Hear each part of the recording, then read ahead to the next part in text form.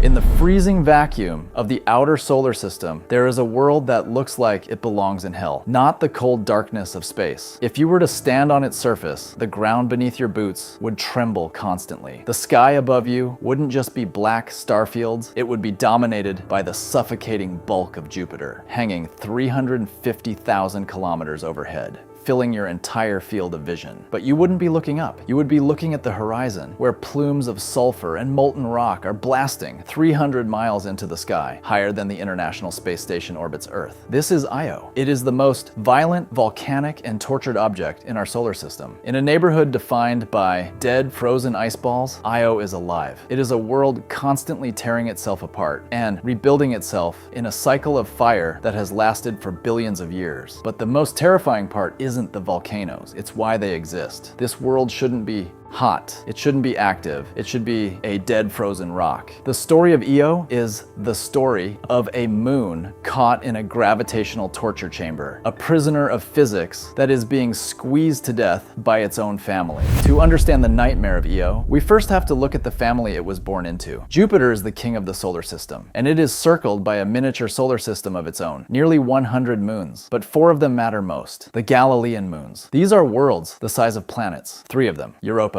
Ganymede, and Callisto, follow a theme. They are the icy siblings. They are vast, white, frozen worlds covered in thick shells of water ice. Beneath those shells, we believe there are deep, dark oceans of liquid water. They are the hopefuls, the places we look to when we search for alien life. They are serene, silent, and cold. And then there is the anomaly, the innermost of the 4. Io has no ice, it has no ocean. It is a dense sphere of silicate, rock, and iron, roughly the same size as our own moon. But while our moon is a gray cratered corpse, Io is a riot of color. Yellow, orange, red, black, and white. It looks like a pizza or a diseased organ. And unlike every other solid body in the solar system, Io has almost no impact craters. Think about that. Every other moon is scarred by billions of years of asteroid impacts. Io is smooth. This isn't because it hasn't been hit. It's because the surface turns over so fast, burying its scars under fresh lava, that the history of the solar system is constantly being erased. Io is a world without a memory. So where does the heat come from? Io is 5 times further from the sun than Earth is. The ambient temperature out there is roughly 200 degrees below zero. By all rights, Io should be a frozen ice cube. The answer lies in the most brutal game of tug of war in the universe. Io orbits terrifyingly close to Jupiter. The giant planet's gravity is immense, pulling on the moon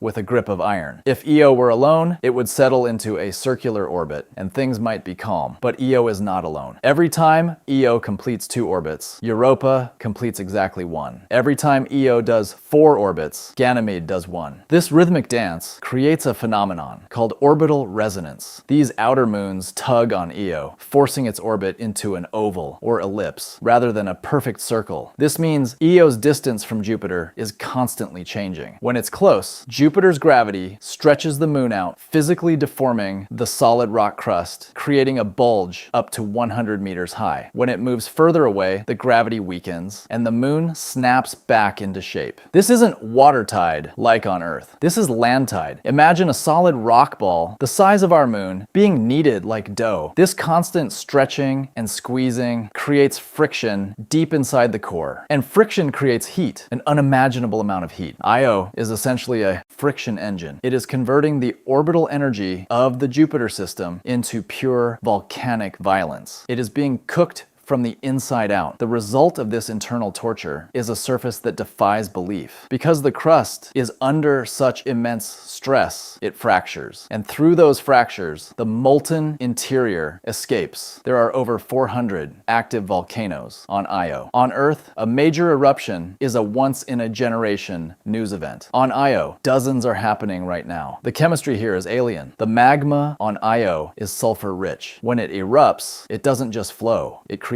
plumes. Take the volcano Pele, named after the Hawaiian goddess of fire. It is surrounded by a massive red ring, over 1,000 kilometers wide. That ring is fallout. It is sulfur gas that was blasted 400 kilometers into space, froze instantly in the vacuum, and rained back down as red sulfur snow. Other parts of the moon are coated in yellow sulfur or white frozen sulfur dioxide. It creates a landscape that is vivid and sickly beautiful. And the temperatures are schizophrenic. Most of the surface is frozen solid at minus 130 degrees Celsius. But step into a volcanic caldera and the temperature spikes to over 1,200 degrees Celsius. It is a world of fire and ice existing side by side. The geography of Io is just as strange as its chemistry. On Earth, mountains usually form where tectonic plates crash into each other, pushing rock upward. Io doesn't have plate tectonics. Its crust is a single solid shell that is constantly breaking. Yet, Io has mountains, monstrous ones, some towering 17 kilometers high, nearly twice the height of Mount Everest. These represent a geological mystery called thrust faulting. As Io spews lava onto its surface, the layers of cold, hard rock get buried deeper and deeper. Eventually, the pressure becomes so great that the crust cracks and large blocks of rock are thrust violently upward, piercing through the surface like jagged teeth. These mountains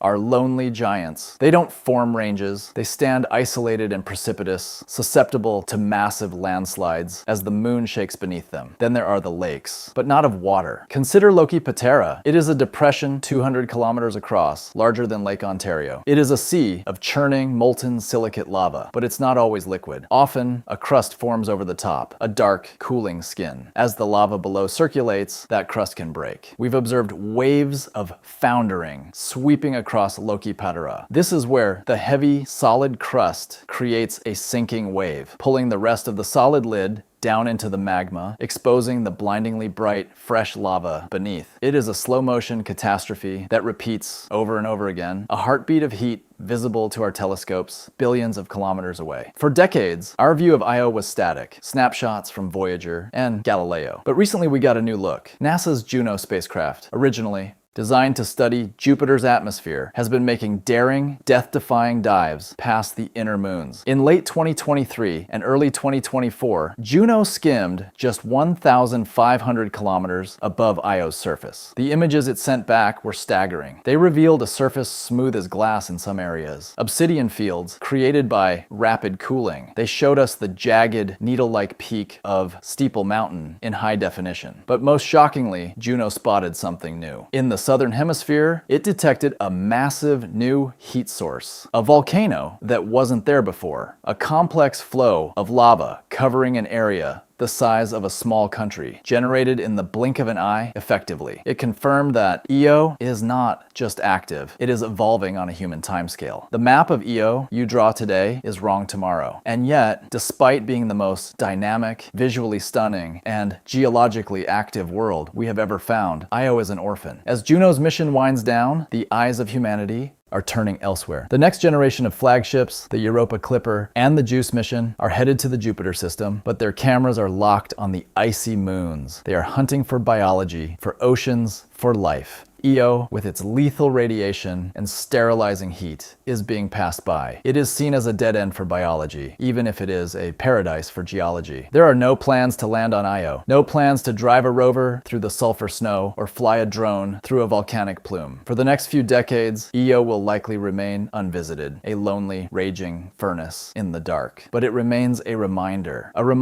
that the solar system isn't just a place of silent, frozen voids. It is violent. It is energetic. And sometimes it burns. If you want to explore more of the dark, violent corners of our universe that usually get ignored, make sure you're subscribed. We are building a library of the cosmos, one world at a time, and you don't want to miss where we go. Next, thanks for watching.